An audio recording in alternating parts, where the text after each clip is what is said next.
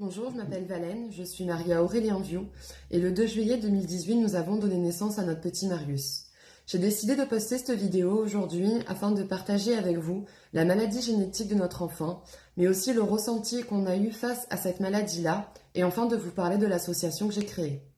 Donc quand nous étions à la maternité, j'avais remarqué que Marius avait un mouvement assez étrange au niveau des yeux et c'est lorsque le pédiatre est venu nous donner l'autorisation de sortir que je lui ai posé la question à savoir si ce mouvement-là était normal.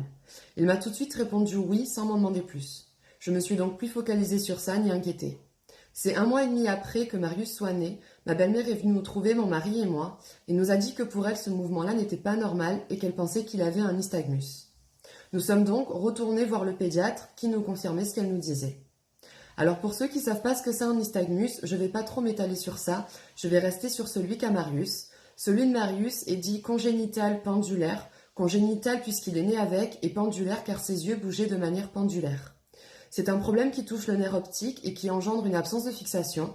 Ce n'est pas une maladie en soi, c'est le symptôme de quelque chose. C'est comme la fièvre est le symptôme d'une grippe ou d'une gastro. Là, il s'agit de la même chose et donc il fallait trouver à quoi le nystagmus de Marius était associé. C'est pour ça que quand il a eu 2 mois, nous sommes allés voir un spécialiste qui nous a tout de suite dit que notre enfant était albinos oculaire et également donné les différents rendez-vous à avoir, notamment avec un neuropédiatre et une généticienne puisqu'il s'agit d'une maladie génétique. Afin d'en savoir plus sur cette maladie, je me suis renseignée auprès d'une association et Marius a vu d'autres médecins qui ont voulu lui faire passer des tests supplémentaires.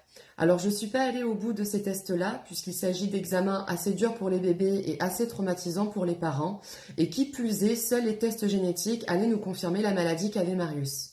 C'est donc 6 mois après que les tests sont arrivés avec la confirmation que Marius était bien albinos oculaire pur et que la personne qui lui avait transmis le gène était moi.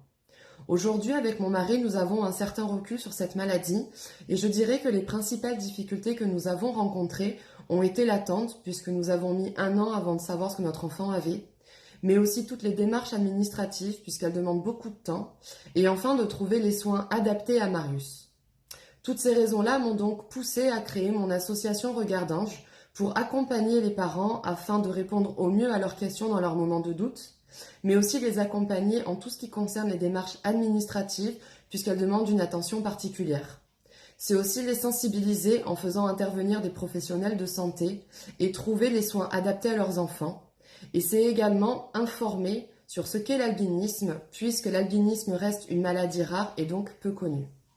Je vous remercie d'avoir pris le temps d'écouter ma vidéo et je serai ravie de répondre à vos questions si vous en avez.